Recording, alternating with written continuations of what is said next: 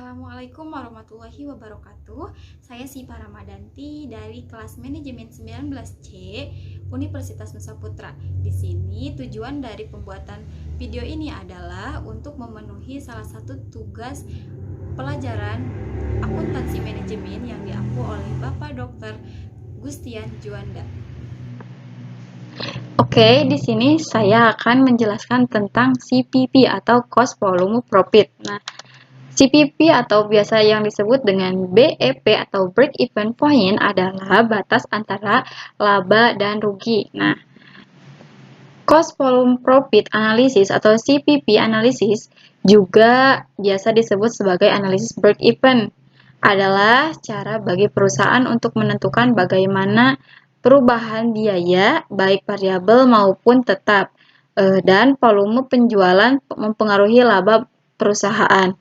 Kemudian dengan informasi ini, perusahaan dapat lebih memahami kinerja secara keseluruhan dengan melihat berapa banyak unit dengan yang harus dijual untuk mencapai titik impas atau untuk mencapai ambang batas keuntungan atau margin keselamatan tertentu. Nah, di sini saya akan mengambil contoh perhitungan pada CPP multi product pada UMKM Seblak CMOK. Nah, di sini Seblak CMOK ini berencana untuk membuka stand di acara Car Free Day Sukabumi ya, dengan skema harga seblak dan menu sebagai berikut. Nah, di sini Seblak CMOK ini mempunyai dua menu seblak, yaitu yang pertama ada seblak ceker dan yang kedua ada seblak bakso mercon ya. Di sini bisa kita lihat common fixed cost-nya yaitu sebesar Rp1.500.000.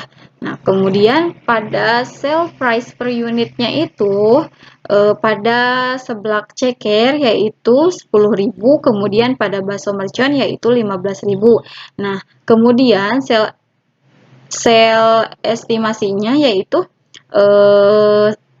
pada seblak ceker yaitu 3, kemudian pada bakso mercon yaitu 1. Kemudian pada variabel cost per unitnya itu seblak ceker 5.000, kemudian pada bakso mercon yaitu 10.000. Nah, kemudian total segmen fixed cost-nya itu masing-masing 750.000. Kemudian kita akan menghitung seberapa porsi yang harus dijual untuk mencapai BEP atau break even point. Nah, yang pertama yaitu estimasi perbandingan penjualan antara produk. Berdasarkan itu, hitunglah proporsi penjualan antar produk atau sale ratio. Nah, di sini sale ratio pada seblak ceker yaitu 3, kemudian sale ratio pada bakso mercon yaitu 1. Nah, di sini sale ratio weighted-nya itu pada seblak ceker yaitu 0,75, kemudian pada bakso mercon yaitu 0,25. Jika dihitung 0,75 dan 0,25 sama dengan 1. Nah, kemudian yang kedua kita hitung kontribusi margin per unit untuk tiap lini produk. Nah, di sini sale price unit per unit pada seblak ceker yaitu sebesar 10.000, kemudian pada bakso mercon yaitu sebesar 15.000.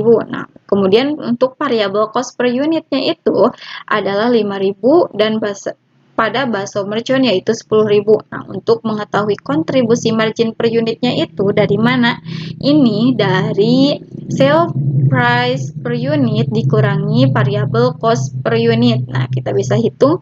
Jadi kontribusi margin per unit pada seblak ceker yaitu 10.000 dikurang 5.000 sama dengan 5.000.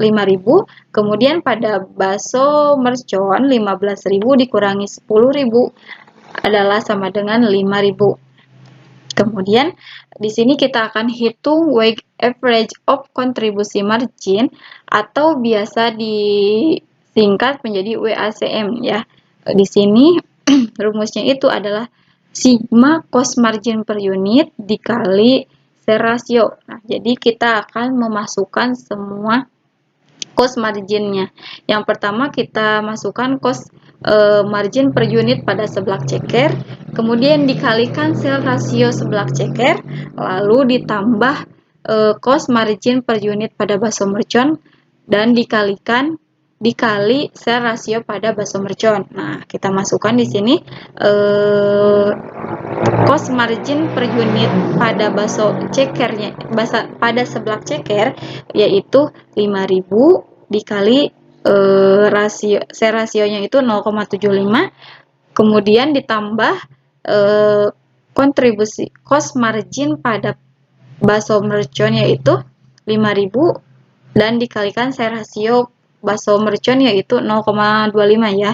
Kita hitung di sini 5.000 dikali 0,75 yaitu sama dengan 3.750, kemudian ditambah dari 5.000 dikali 0,25 yaitu 1.250. Kemudian kita tambahkan 3.750 ditambah 1.250 yaitu sebanyak 5.000.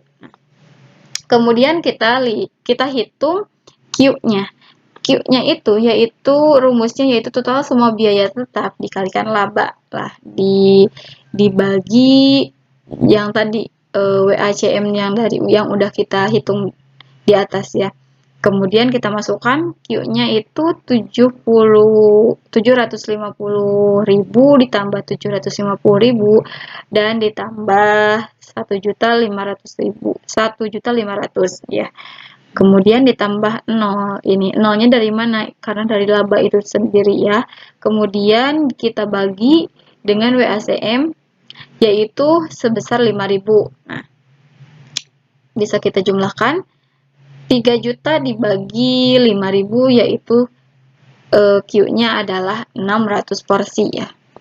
Kemudian untuk yang terakhir kita akan menghitung Q dari masing-masing lini produk. Nah, di sini meningkat rasio antara seblak ceker dan bakso merconnya itu adalah sebanyak 0,75 dan 0,25. Jadi Q pada seblak cekernya itu sendiri 600 dikali 0,75 sama dengan 450 porsi. Nah, sedangkan pada Q pada bakso mercon adalah 600 dikali 0,25 yaitu sama dengan 150 porsi. Nah, jadi ini berarti bahwa seblak Cem Oke ini menjual total 600 porsi dengan rincian 450 dengan menu seblak ceker, kemudian 150 bakso mercon untuk mencapai BEP-nya. Tapi apabila asumsi sale rasio berubah, maka target untuk mencapai BEP ini juga akan berubah. Sekian video dari saya. Mohon maaf apabila ada kesalahan. Wassalamualaikum warahmatullahi wabarakatuh.